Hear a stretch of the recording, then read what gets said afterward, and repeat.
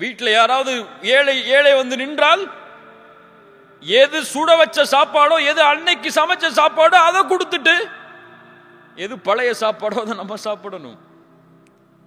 எது சிறந்ததோ அதை பிறருக்கு கொடுத்து, எது போதுமானதோ அதை அதனோடு வாழ வேண்டும். நாம் என் குழந்தைக்கு சிரமம் இருந்தால்,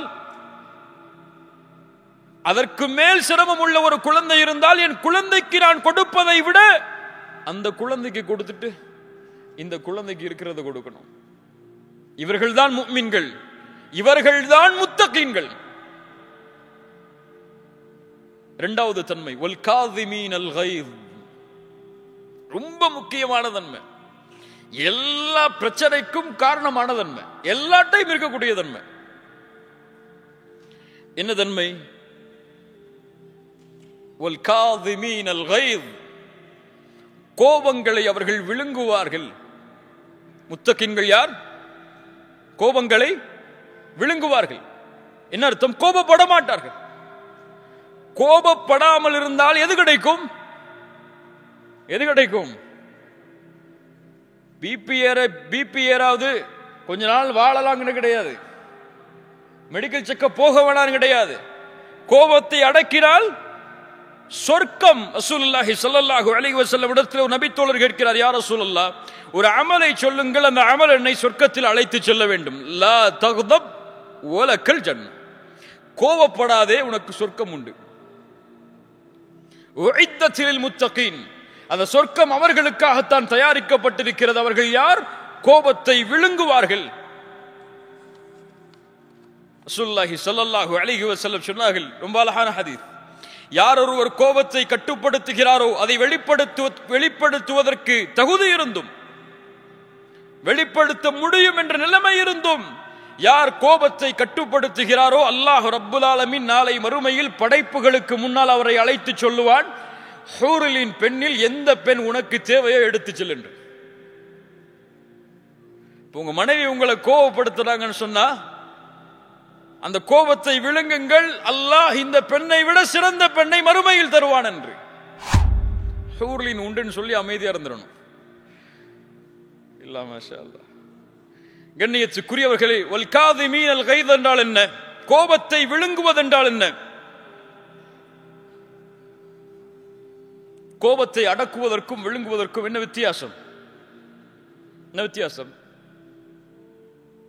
ரசூலுல்லாஹி ஸல்லல்லாஹு அலைஹி வஸல்லம் இடத்தில் ஒரு நபித்தோழர் வருகிறார், உம்மி மக்தூம், கண் தெரியாத நபித்தோழர். யார் இவர்? உம்மி மக்தூம் யார்? இவருக்கு என்ன வேலை சமூகத்தில்? அதான் சொல்லுவார். பிலால் அவர்களும் இவர்களும் முஅத்தின். கண் தெரியாத நபித்தோழர் ரசூலுல்லாஹி ஸல்லல்லாஹு அலைஹி வஸல்லம் குறைஷி பெரிய தலைவர்களோடு பேசிக் கொண்டிருக்கிறார்கள். இவர் வருவதை பார்த்தவுடன் அபஸ வ தவல்லா, மனிதர் வந்த பொழுது முகம் சுளித்தீர்கள், திரும்பிக் கொண்டீர்கள்.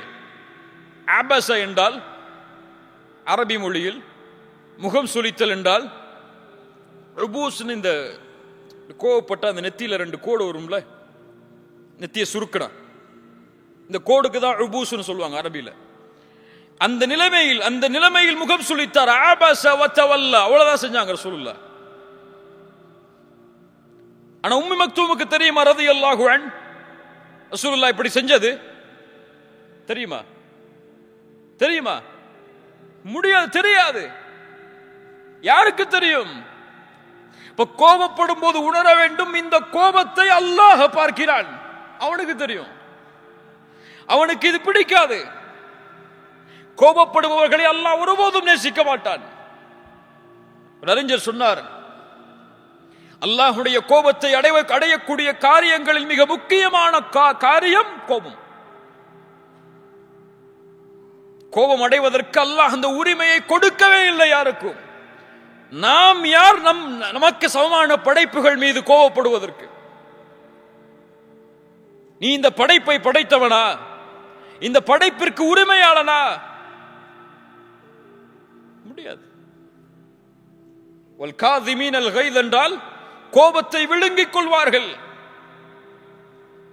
யாராவது கோபப்படுத்தினா, யாராவது ஒரு விமர்சனம் செஞ்சா, போ அல்லாஹ் உன்னை மன்னிக்கட்டும் போயிருன்னு சொல்லி கோபத்தை காட்டிட மாட்டாங்க.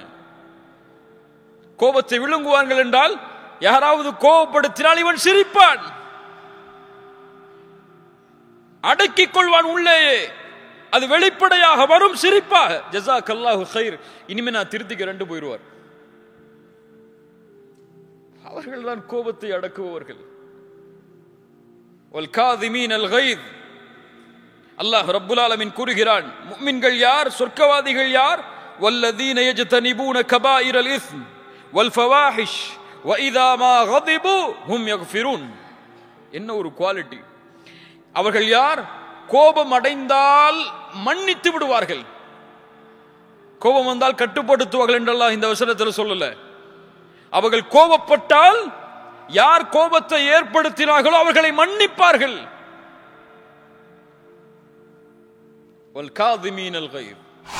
கோபப்படும் பொழுது என்ன சொல்லணும்? கோபப்படாதே, வலக்கல் ஜன்னா, உனக்கு சொர்க்கம் உண்டு. அது முக்கியமா? இந்த கோபத்தை அவருக்கு வெளிப்படுத்துறது முக்கியமா? நீ பலசாலி நீங்க நிரூபிக்கிறதுக்கு முக்கியமா? உனக்கு சொர்க்கம் முக்கியமா? இப்ப முத்தகீன்கள் கோபத்தை விழுங்கிக் கொள்வார்கள். கடைசி தன்மை, மூன்றாவது தன்மை, வல்ஆஃபீன அனின்னாஸ். வல்ஆஃபீன அனின்னாஸ், மக்களுடைய பாவங்களை மன்னித்து விடுவார்கள். அல்ஆஃபு மன்னித்தல், நேசத்தோடு மன்னித்தல். அஃபு என்றால் அல்லாஹும்ம இன்னக அஃபூன், நேசத்தோடு ஒருவரை மன்னித்தல் அஃபு. ஏன் மன்னிக்க வேண்டும்? ஏன் நான் அவரை மன்னிக்க வேண்டும்? யக்ஃபிரு யக்ஃபிருல்லாஹு லக்கும், நீங்கள் மன்னியுங்கள், அல்லாஹ் உங்களை மன்னிப்பான். நீங்கள் செய்யக்கூடிய பாவத்தை அல்லாஹ் மன்னிக்க வேண்டும் என்று நீங்கள் விரும்பவில்லையா? சரியான கேள்விதானே? சரியான கேள்விதானே? கேள்வி சரியா இல்லையா? நான் செய்யக்கூடிய பாவத்தை என் ரப்பு மன்னிக்க வேண்டும் என்று நான் விரும்புகிறேனா இல்லையா? யாரும் சொல்லுங்க நான் விரும்பலன்னு சொல்லி சொல்ல முடியுமா யாராவது? எல்லாரும் விரும்புறோம். அல்லாஹ் கேட்கிறான், நான் உன் பாவத்தை மன்னிக்க வேண்டும் என்று நீ விரும்புகிறாய், ஆனால் சக மனிதன் உனக்கு பாவம் செய்தால் நீ அவனை மன்னிக்க மாட்டாயா? என்ன முரண்பாடு இதில்? யாரை பார்த்து அல்லாஹ் கேட்கிறான் தெரியுமா? வலா யஅ்தலி உலுல் ஃபضل மின்கும் வஸ்ஸஅதி அய்யுது உலில் குர்பா வல் யதாமா அய்யுது உலில் குர்பா வல் மசாகீன வல் முஹாஜிரீன ஃபீ சபீலில்லாஹ். உங்களில் யாருக்கு கண்ணியம் கொடுக்கப்பட்டதோ அவர்கள் ஒருபோதும் சத்தியம் செய்ய வேண்டாம், தன்னுடைய உறவினர்களுக்கும் ஏழைகளுக்கும் முஹாஜிரான நபித்தோழர்களுக்கும் கொடுத்து வந்த உதவியை இனிமேல் செய்ய மாட்டேன் என்று. ஃபல்யஃபு வல்யஸ்ஃபஹு அலா துஹிப்பூன யக்ஃபிரல்லாஹு லக்கும், அதை மன்னிக்கட்டும், அவர்கள் விட்டுக் கொடுக்கட்டும். அல்லாஹ் உங்களை மன்னிப்பதை நீங்கள் விரும்பவில்லையா? யாரை பார்த்து கேட்கிறது இந்த வசனம்? அபூபக்கர் சித்தீக் ரலியல்லாஹு அன்ஹு, இந்த உம்மத்தில் அல்லாஹ்வுடைய ரசூலுக்கு பிறகு கண்ணியமானவர். இந்த உம்மத்தில் நபிமார்களுக்கு பிறகு கண்ணியமானவர். என்ன செய்தார்? தன் மகள் ஆயிஷா ரலியல்லாஹு அன்ஹா, அபூபக்கர் அவர்களுக்கு மட்டும் மகளா? யாருக்கு மனைவி? ஒரு நபியின் மனைவி. யாருக்கு தாய்? யாருக்கு தாய்? முஃமின்களுக்கு தாய், எம்முடைய தாய். அவர்கள் மீது ஒரு பழிச்சொல் போடப்படுகிறது. சாதாரண பழிச்சொல் அல்ல, கேவலத்தின் எல்லையில் உள்ள வார்த்தை அவர்கள் மீது போடப்படுகிறது. ஒரு தாயின் மீது பழிச்சொல் என்றால் ஒட்டுமொத்த சமூகத்தின் மீதும் போடப்பட்ட பழிச்சொல் அது. ஒரு நபியின் மனைவியின் மீது. அல்லாஹு அக்பர். அந்த பழிச்சொல்லில் ஈடுபட்டவரில் ஒருவர் அபூபக்கர் சித்தீக் ரலியல்லாஹு அன்ஹு அவர்கள் உதவி செய்து கொண்டிருந்த, அவருடைய வாழ்வாதாரத்திற்காக செல்வத்தை கொடுத்து கொண்டிருந்த மிஸ்தஹ் ரலியல்லாஹு அன்ஹு. இந்த நபி தோழரும் அறியாமையில் இந்த பழிச்சொல் சொல்லக்கூடிய செயலில் ஈடுபடுகிறார். இதை சொன்னவுடன் அபூபக்கர் ரலியல்லாஹு அன்ஹு மிஸ்ஸஹ் அவர்கள்ட்ட போய் கொடுத்த காசெல்லாம் திருப்பி கொடுத்துருங்கன்னு கேட்கல, போது நிறுத்தி போன்னு என்ன கேட்டாங்க, என்ன சொன்னாங்க? ஒரே வார்த்தை சொன்னார்கள், இனிமேல் மிஸ்ஸஹுக்கு உதவி செய்ய மாட்டேன். அவ்வளவுதான், அவ்வளவுதான் சொன்னாங்க. இந்த வார்த்தைக்காக ஒரு குர்ஆனுடைய வசனம் இறங்குகிறது. அபூபக்கரே, உங்களை போன்றவர்கள் அப்படி சொல்ல வேண்டாம், நீங்கள் மன்னியுங்கள், விட்டுக் கொடுங்கள். சாதாரண விஷயமா? இந்த உலகத்தில் என் மகளின் மீது ஒருவர் இப்படி சொன்னால் நான் எப்படி நடந்து கொள்வேன்? என் மனைவியின் மீது ஒருவர் சொன்னால் எப்படி நடந்து கொள்வேன்? அதை விட பெரிய பாவமா இன்று நமக்கு பலர் செய்த பாவம் எல்லாம்? அல்லாஹ் இப்படிப்பட்ட அருவருக்கத்தக்க ஒரு செயலை செய்த பாவத்தையே மன்னியுங்கள் அபூபக்கரே, விட்டுக் கொடுங்கள் அபூபக்கரே, நீங்கள் செய்த பாவத்தை நான் மன்னிக்க வேண்டும் என்பதை நீங்கள் விரும்பவில்லையா? இன்னைக்கு ஒரு 100 ரியால கொஞ்சம் கூட குறைச்சு வச்சிருப்பாரு, அவ்வளவுதான். இனிமே வாழ்க்கை முழுக்க உங்ககிட்ட பேசவே மாட்டேன் நான். காசு பண சொத்து விஷயத்தில் அண்ணன் தம்பிக்குள்ள சண்டை, பரம்பரையா பேசாம இருப்பாங்க ரெண்டு குடும்பமும். இவர்களுக்கெல்லாம் ஒரு ஹதீஸ் ரசூலுல்லாஹி ஸல்லல்லாஹு அலைஹி வஸல்லம் சொன்னார்கள், சொர்க்கத்துடைய வாசல் திறக்கப்படுகிறது வியாழக்கிழமையும் திங்கட்கிழமையும். அல்லாஹ் ரப்புல் ஆலமீன் அல்லாஹ்விற்கு இணை வைக்காத எல்லோர்களையும் மன்னிக்கிறான், இருவரை தவிர. இணை வைக்காதவர்கள் மன்னிக்கப்பட மாட்டார்கள், இந்த இருவரும் மன்னிக்கப்பட மாட்டார்கள். இணை வைக்காதவர்கள் மன்னிக்கப்படாதது சரி, அவர்களோடு இணைந்த இந்த இருவர் யார்? தங்களுக்குள் பகைமையால் பேசாமல் இருப்பவர்கள், தங்களுக்குள் பகைமையால் வெறுத்து வாழ்பவர்கள்.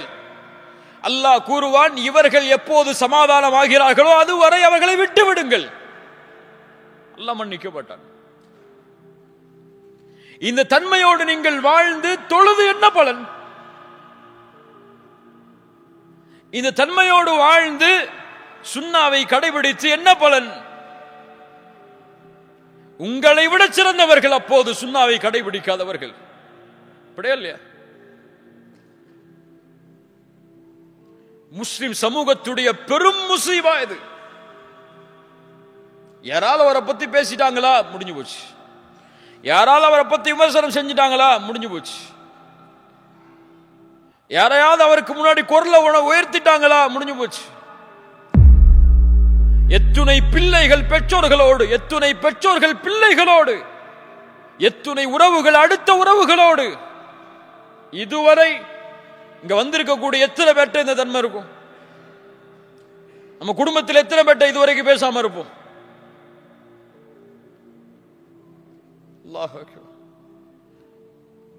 அல்லாஹ் மன்னிக்க வேண்டும் என்று நீங்கள் விரும்பினால் நீங்கள் மன்னித்தே ஆக வேண்டும். இல்லை முரண்பாடு அது. நான் பாவம் செய்தால் என் ரப்பு மன்னிக்க வேண்டும், ஆனால் உன் அடியார்கள் உங்களோடு இருப்பவர்கள் பாவம் செய்தால் நீங்கள் மன்னிக்க மாட்டீர்களா? நேசத்தோடு மன்னியுங்கள் அவர்களை. ஏன் நான் மன்னிக்கிறேன் அவனை? இவரை மன்னித்தால் அல்லாஹ் என்னை மன்னிப்பான். சுப்ஹானல்லாஹ். தனக்கு எதிராக 10 ஆண்டுகள் போரின் மூலமாக தன்னுடைய உறவுகளும் தன்னுடைய தோழர்களும் போரில் இறப்பதற்கு காரணமாக இருந்த அத்துணை குறைஷிகளையும் ரசூலுல்லாஹ் சொன்னார்கள், லா தஸ்ரீப அலைக்குமுல் யௌம் அன்துமுத் துலகா. உங்கள் மீது எந்த பழியும் தீர்க்கப்படாத இந்த நாள் உங்களை நான் மன்னிக்கிறேன், உங்களை நான் விடுதலை செய்கிறேன். தனது சாட்சா ஹம்ஸா ரலியல்லாஹு அன்ஹு அவர்களுடைய ஈரலை கடித்து துப்பிய பெண்ணை ரசூலுல்லாஹ் மன்னித்தார்கள். இதை விட கொடிய குற்றமா நமக்கு பிறர் செய்த பாவம் எல்லாம்? யக்ஃபிரு ஃபல்யஃபு, மன்னியுங்கள், அல்லாஹ் எம்மை மன்னிப்பான். வலஆஃபீன அனின் நாஸ், வல்லாஹு யுஹிப்புல் முஹ்சினீன். இந்த இஹ்சானை சுமக்கக்கூடிய முஹ்சின்களை அல்லாஹ் நேசிக்கிறான். இந்த 3 தன்மையும் யாரு? முதல்ல யார் அவங்க? முத்தகீன்கள். இரண்டாவது அவர்கள் முஹ்சின்கள். முஹ்சின்கள் அவர்கள். சுப்ஹானல்லாஹ். கண்ணியத்துக்குரியவர்களே, அல்லாஹ்வுடைய பாதையில் செலவு செய்தால் சொர்க்கம், கோபத்தை கட்டுப்படுத்தினால் சொர்க்கம், பிறரை மன்னித்தால் சொர்க்கம். இதுல இன்னும் நம்ம சொர்க்கத்தை தேடல. இதில் கிடைக்கக்கூடிய சொர்க்கம் மேலானது, அல்லாஹ் விரும்பி தருவது.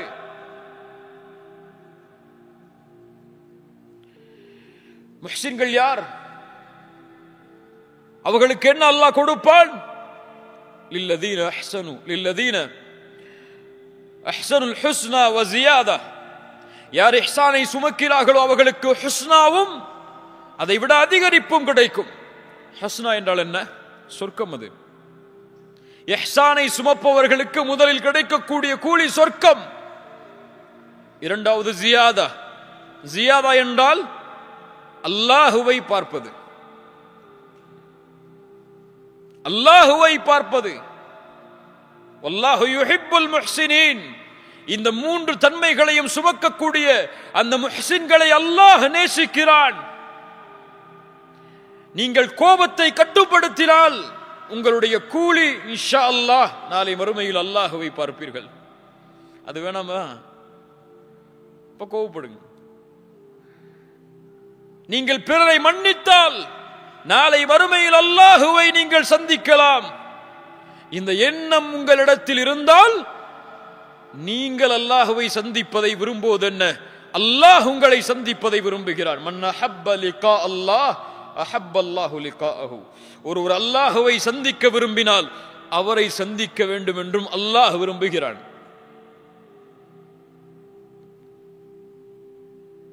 கண்ணியத்துக்குரியவர்கள், வல்லாஹு யுஹிப்புல் முஹ்சினீன். இஹ்சான் என்றால் என்ன?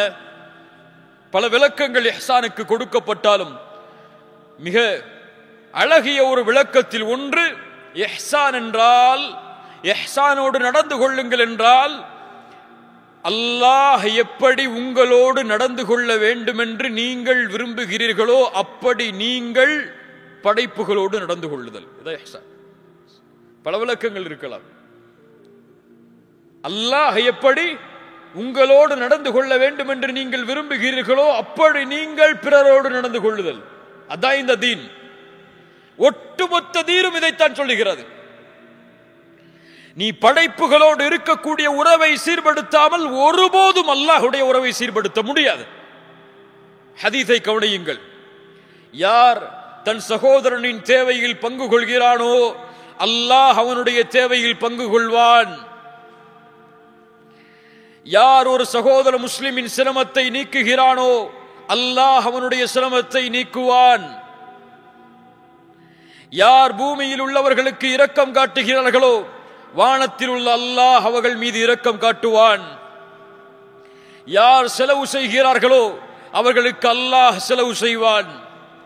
யார் பிற முஸ்லிமின் குறையை மறைக்கிறானோ அல்லாஹ் அவருடைய குறையை மறைப்பான். யார் பிறரை மன்னிக்கிறாரோ அவரை அல்லாஹ் மன்னிப்பான். ஹதீஸ்ல என்ன சொல்லுது? நீ செய், அல்லாஹ் செய்வான். தானே? நீங்கள் செய்யுங்கள், அல்லாஹ் செய்வான். அதே இஹ்சான். அல்லாஹ் உங்களோடு இப்படி நடந்து கொள்ள வேண்டும் என்று நீங்கள் விரும்பினால் அல்லாஹ் உங்களை மன்னிக்க வேண்டும், அல்லாஹ் உங்களுடைய சிரமத்தை நீக்க வேண்டும், அல்லாஹ் உங்களுடைய கஷ்டத்தை நீக்க வேண்டும், அல்லாஹ் உங்களுடைய குறையை மன்னிக்க வேண்டும் என்று நீங்கள் விரும்பினால் நீங்க செய்யுங்க. அதை உங்களோடு இருக்கக்கூடிய சக மனிதர்களுக்கு செய்யுங்கள். மனைவிக்கு செய், குழந்தைகளுக்கு செய்யுங்கள், பெற்றோர்களுக்கு செய்யுங்கள், பிள்ளைகளுக்கு செய்யுங்கள், உங்களோடு வாழக்கூடிய சமூகத்திற்கு செய்யுங்கள். பலனுள்ளவனாக இந்த சமூகத்திற்கு நீங்கள் வாழ்ந்தால் அல்லாஹ் உங்களை நேசிப்பான். இதான் ஈமான், இதான் இஸ்லாம். இது சொல்லப்படலை இன்னும். இது தக்குவான்னு சொல்லப்படலை இன்னும். நமக்கு தொழுக, ஜக்காத், தக்பீர் கட்டுறது எங்க கட்டணும்? விரல் அசைக்கணும், அசைக்கணுமா அசைக்க கூடாதா? தராவி எத்தனை ரக்காத், இதுதான் இன்னைக்கு இஸ்லாமா நமக்கு தெரியுது. இதுவெல்லாம் இஸ்லாமா தெரியல. இதுதான் பிற மக்களுக்கு இஸ்லாமாகவும் எடுத்து சொல்லப்படுகிறது. இது இன்னும் இஸ்லாமா எடுத்து சொல்லப்படல. இது இஸ்லாம் என்று ஒருவன் அறிந்தால், இதுதான் இவர்கள் பின்பற்றக்கூடிய தீன், இதுதான் இவர்களுக்கு சொல்லப்படுகிற போதனை என்று அறிந்தால் அவர் இந்த தீனை வெறுப்பாரா? இந்த தீனின் மீது அவர் தீவிரவாதம் என்ற பழி சொல்லை போடுவாரா? அல்லாஹ் அக்பர். என் மீது ஒரு பெரிய கடமை இருக்கிறது, பெரிய கடமை. எம் நாடுகளில் வாழக்கூடிய மக்களுக்கு இந்த தீனை எடுத்து வைப்பதற்கு முன்னால் ஒரு பெரிய கடமை இருக்கிறது. என்ன கடமை தெரியுமா? இந்த தீனின் மீது அவர்களுக்கு இருக்கக்கூடிய வெறுப்பை நீக்குதல். அவர்களுடைய பிம்பத்தில் அவர்கள் வைத்திருக்கக்கூடிய வெறுப்பு, இந்த தீனை பற்றி அவர்கள் அறிந்து வைத்திருக்கக்கூடிய அந்த வெறுப்பை, இந்த தீன் என்றால் தீவிரவாதம், இவங்க என்றால் இப்படித்தான் இருப்பாங்க, இவங்கெல்லாம் இப்படித்தான் இருப்பாங்க, இவங்கெல்லாம் இப்படித்தான் இருப்பாங்க, ஒரு வச்சிருக்காங்கல்ல. இதை நீக்குதல் முதலில் அவர்களுக்கு இந்த ஈமானை எடுத்துச் சொல்வதற்கு முன்னால் இதை நீக்காமல் நம்முடைய தாவா பலனளிக்காது. எப்படி நீக்க முடியும்? கிதாப் எழுதி இல்லாமா? எல்லாரும் ஆசிரியர் மாதிரி இல்லாமா? எல்லாரும் குத்பாவுடைய மேடையில் ஏறி பிரசங்கத்தை ஆரம்பிச்சிடலாமா? மேடை மேடையா போட்டு பேசுவோமா? முடியாது.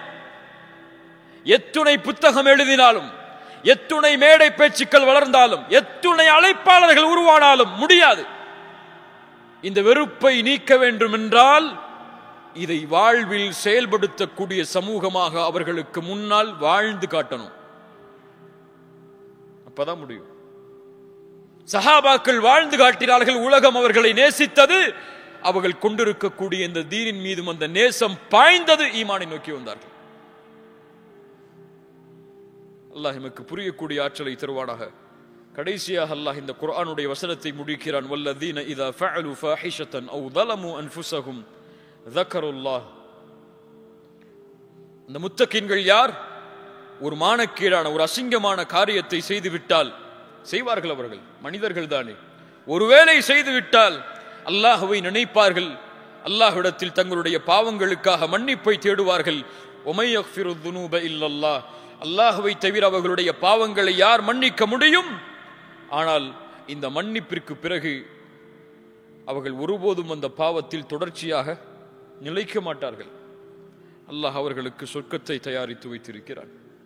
கண்ணியத்துக்குரியவர்களே, இந்த தன்மைகளோடு வாழ வேண்டும் என்றால் இன்னொரு மிக முக்கியமான ஒரு விஷயத்தை அறிந்து கொண்டே ஆக வேண்டும். ஒரு முஃமின் அமல் செய்வதாக இருந்தால் சொர்க்கத்தை குறிக்கோளாக கொண்டு அமல் செய்யாதீர்கள்.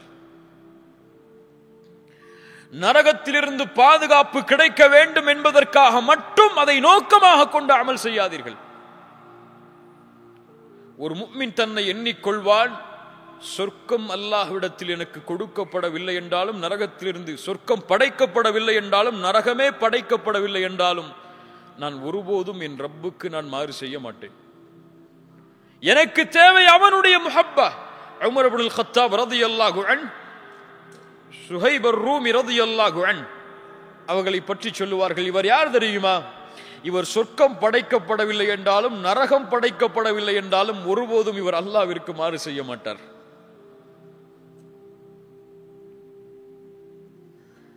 அவர் அந்த பாவத்தை விடுவது சொர்க்கமும் அதனுடைய காரணம்தான், நரகத்திலிருந்து பாதுகாப்பதும் அதனுடைய காரணம்தான். ஆனால் நோக்கம் என் ரப்புக்காக விடுகிறேன். நான்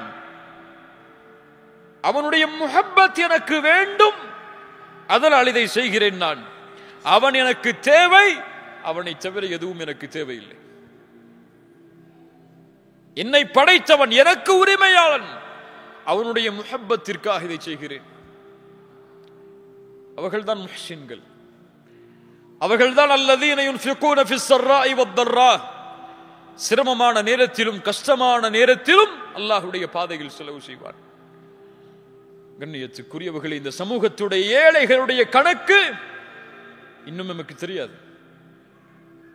இந்த சமூகத்தில் இன்னும் பல பெண்கள் வாழ்கிறார்கள். தன்னுடைய அன்றாட தேவைக்காக ஒரு தவறான தொழிலை செய்யக்கூடிய பெண்களாக. எத்தனையோ முஸ்லிம் நாடுகளில் வேலைக்கு போகக்கூடிய பெண்களிடத்தில் இந்த தன்மை இருக்கிறது. ஏன் செய்கிறாள்?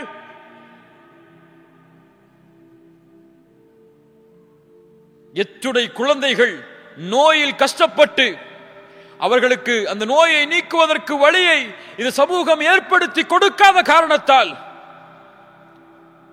பிற மதத்தார்களால் நடத்தப்படக்கூடிய நிறுவனங்களில் இணைந்து அவர்களை நேசித்து அவர்களுடைய வழியையும் நேசித்து இந்த தீனை விட்டு வெளியே சென்றவர்கள். தெரியாது. அல்லதீன யுன்ஃபிகூன ஃபிஸ் ஸர்ராஇ வத்-தர்ரா. இந்த சமூகத்துடைய தேவை ஏராளம். கல்விக்காக சிரமப்படக்கூடிய பிள்ளைகள் எத்துணை பேர், நோயில் அவதிப்பட்டு மருத்துவ செலவிற்கு வழி இல்லாதவர்கள் எத்துணை பேர், அன்றாட தங்குவதற்கு இடமும் அன்றாட உணவும் இல்லாமல் வசிப்பவர்கள் இன்னும் இந்த சமூகத்தில் எத்துணை பேர். அதே நேரத்தில் இன்னொரு பக்கம் பேங்க் அக்கவுண்ட்ல காசை வைக்க முடியாம, காசை எப்படி செலவழிக்கணும்னு தெரியாம 2 பேர் இருக்க வீட்டுல 10 கார் இருக்கக்கூடிய முஸ்லிம் குடும்பமும் இருக்கு. என்ன ஒரு ஏற்றத்தாழ்வு! இதுவா முஸ்லிம் சமூகம்? இதையா ரசூலுல்லாஹி ஸல்லல்லாஹு அலைஹி வஸல்லம் கட்டமைக்க வேண்டும் என்று விரும்பினார்கள்? ரசூலுல்லாஹ்வுக்கு முன்னாடி ஒரு ஏழை வந்துட முடியுமா? அவருடைய சிரமம் நீக்கப்படாமல் அவர் சென்றிட முடியுமா அந்த இடத்தை விட்டு? சஹாபாக்களுக்கு முன்னால் அப்படி ஒரு இருப்பதாக தெரிந்தால் நபித்தோழர்கள் சும்மா இருந்துருவாங்களா? நம்ம ஊர்ல, நம்ம தெருல, நம்மளுடைய வசிப்பிடங்களுக்கு பக்கத்தில் எத்தனை பேர் இருக்காங்க? அல்லாஹ் பாதுகாக்கணும். இதை செய்தால் முத்தகி, இதை செய்தால் முஹ்சின், இதை செய்தால் சொர்க்கம். அதைவிட மேல் வஸியாதா அல்லாஹ்வுடைய முஹப்பத், அல்லாஹ்வை பார்ப்பது. வல் காதிமீனல் கைத், கோபங்களை விழுங்குவது, கட்டுப்படுத்துவது. காரணம் சொல்ல முடியாது, எனக்கு பிபி இருக்கு நான் கோபப்படுறேன்னு சொல்லி. இதெல்லாம் செல்லுபடியாகாது. நீ என்ன இருந்தாலும் வல் காதிமீனல் கைத், கட்டுப்படுத்து, முயற்சி செய், போராடு நப்சோடு. ரமதானில் எப்படி போராடுகிறாயோ அது போன்று போராடு, அல்லாஹ் தருவான். வல் காதிமீனல் கைத் வல் ஆஃபீன அனின் நாஸ். என்ன மக்கள் பாவம் செய்தாலும் சரி, தன் உள்ளத்தை சுத்தமா வச்சிருவார். யாரை பற்றிய சிரமத்தையும் தன்னுடைய உள்ளத்தில் சுமந்து ஒரு சுமையோடு இந்த பூமியில் வாழ மாட்டான். அவன் ரொம்ப ஃப்ரீயா இருப்பான். அப்படியே இல்லையா? யாராவது பாவம் செஞ்சுட்டாங்க, அவர் என்ன ஏசிட்டார், அவர் என்ன திட்டார், அவர் எனக்கு சண்டை போட்டார், அவர் என் காசு எடுத்துட்டார், இது உள்ளத்துல இருந்தா என்ன இருக்கும்? எப்பவுமே சோகமாவே இருப்பாரு, எப்பவுமே ஒரு சுமையை சுமந்துகிட்டே இருப்பாரு. அவர் ஏசிட்டாரா, அல்லாஹ்வுக்காக வர மன்னிச்சிடுறேன். இவர் காசு எடுத்துட்டாரா, பரவாயில்ல, துன்யா தானே, அல்லாஹ்வுக்காக மன்னிச்சிடுறேன். என்ன ஆகுது? எல்லாம் வெளியே போகுது. அவர் நஃப்ஸ்ல எந்த சுத்தமும் கிடையாது, யார பத்திய வஞ்சகமும் கிடையாது. ரசூலுல்லாஹ் இப்படி ஒரு சஹாபியை பார்த்து சொன்னாங்க, அவர் யார்? சொர்க்கவாதி. யாரை பற்றிய வஞ்சகமும் அவருடைய உள்ளத்துல கிடையாது. ஆனா எல்லா வஞ்சகமும் இன்னைக்கு நம்ம கல்வில இருக்கு. இங்க இருக்கக்கூடிய பலருடைய கல்வி, என்னுடைய கல்வையும் சேர்த்து சொல்கிறேன், யாரை பத்தியாவது ஒரு தப்பான என்ன உள்ளத்துல சுமந்துகிட்டே இருக்கோம். நம்ம அவரா அவர் அப்படி, இவரா இவர் இப்படி, அவரா அவர் அப்படி, நம்மளுக்கு ஒரு கிரைட்டீரியா வச்சு அதுல செட் ஆகலன்னா தூக்கி அங்க வச்சிடறோம். அவரை